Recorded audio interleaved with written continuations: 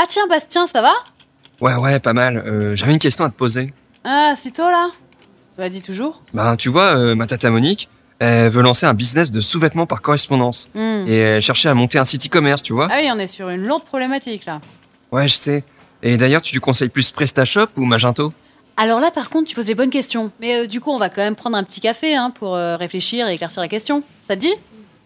Ok, générique!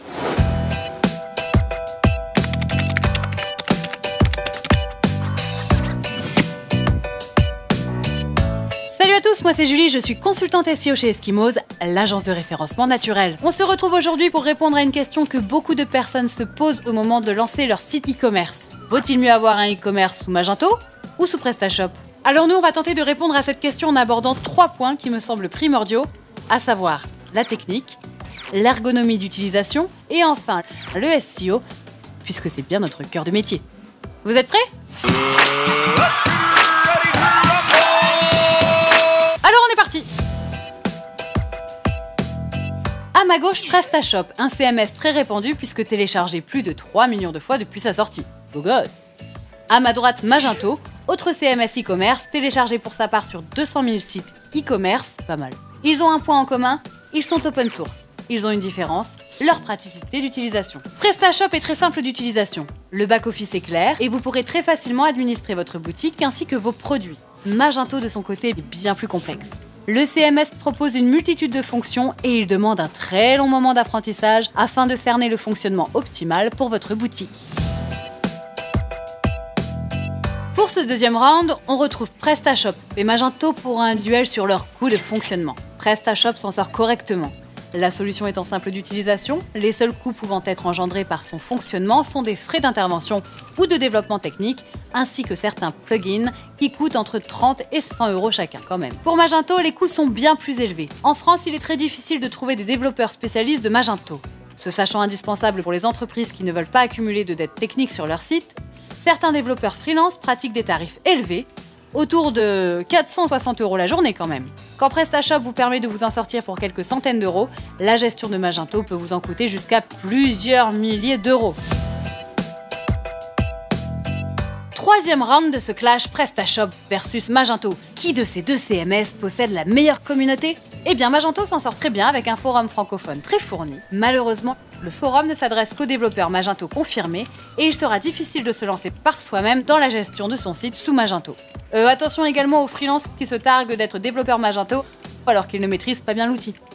On en a côtoyé quelques-uns avec des clients et ça ne se finissait jamais bien. Donc veillez à ce que le développeur que vous engagez soit bien détenteur d'une certification Magento. PrestaShop de son côté possède une communauté immense sur le web. Mise en avant par PrestaShop eux-mêmes, les forums et blogs abordant des problématiques de gestion du CMS sont nombreux et amateurs ou professionnels, vous trouverez vite les réponses à vos questions. Enfin, si vous devez engager une agence de développement, nous vous conseillons de chercher une agence parmi celles répertoriées sur leur site officiel. PrestaShop propose par ailleurs un excellent SAV téléphonique qui pourra répondre à toutes vos questions très rapidement. PrestaShop semble prendre un sérieux avantage à l'issue de ces 3 rounds. C'est donc l'heure du round décisif. Qui de PrestaShop et de Magento est le CMS optimal pour le SEO? Tout d'abord, parlons des choses qui fâchent. Comme ça, c'est fait. Ces deux CMS sont mauvais pour tout ce qui touche au contenu. Ils sont avant tout pensés comme des CMS de sites e-commerce et on aura beaucoup de mal à gérer les contenus au travers de ces CMS, que ce soit sur la homepage ou les pages catégories. Concernant Magento, comme on l'a dit plus tôt, il embarque pas mal de fonctionnalités natives, dont une gestion des balises HN et des métatitles et descriptions, mais paradoxalement, le CMS n'embarque pas de fichier robot TXT, primordial pour bloquer l'accès à Google aux pages inutiles. Et plus étrange encore, Magento a beaucoup de mal à gérer les fiches produits qui se retrouvent dans plusieurs mêmes catégories. Ainsi, si vous vendez un sac à main en cuir et que sa fiche se trouve à la fois dans la catégorie sac de ville et dans une autre catégorie, par exemple sac en cuir, alors celle-ci aura 2 URL différentes. Donc pour éviter que Google ne prenne cela pour du contenu dupliqué, vous devrez alors paramétrer des balises canoniques et là, c'est très contraignant. De son côté, PrestaShop n'a aucun problème à ce niveau. En revanche, parce qu'il y a toujours un mais, il n'embarque pas de fonctionnalité SEO et il faudra télécharger des plugins payants pour optimiser son référencement naturel. En conclusion de ce combat acharné, vaut-il mieux faire le choix de construire son e-commerce sous Magento ou sous PrestaShop? Eh bah, ça dépend de votre Business en fait.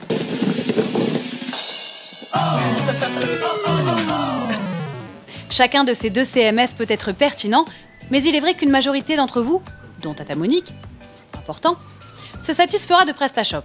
Magento va quant à lui s'adresser aux gros e-commerçants ayant des centaines de milliers de références. Reste maintenant la question du SEO. Mais dans un cas comme dans l'autre, rien ne permet de le départager. C'est d'ailleurs pour cela que chez Eskimos, on s'intéresse de plus en plus à des solutions telles que WooCommerce de WordPress, qui arrive à conjuguer la gestion de contenu SEO dans une interface e-commerce. Et ben voilà, on a fini, j'espère que cette vidéo vous aura plu. N'hésitez pas à partager avec nous vos opinions sur ce sujet en commentaire de la vidéo et à la partager. On se retrouve très prochainement pour d'autres sujets de vidéo. Bonne journée!